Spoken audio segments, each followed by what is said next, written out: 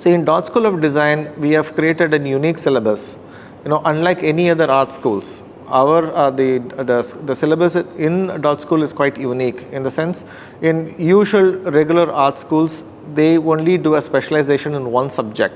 Say for example, you can take painting and you specialize in painting, or you take sculpture and specialize in sculpture. The understanding of the other, the is very, very less. Like, if I apply and study painting, then my understanding of sculpture is rather very poor. I'll not be doing any sculpture at all.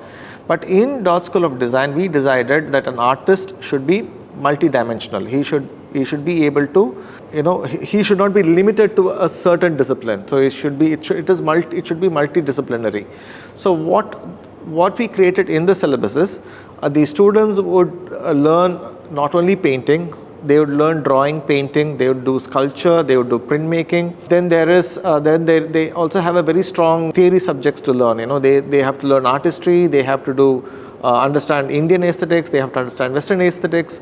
So it's a mixture of practical and as well as theoretical subjects, which will give them a very solid foundation, and which no other college could offer.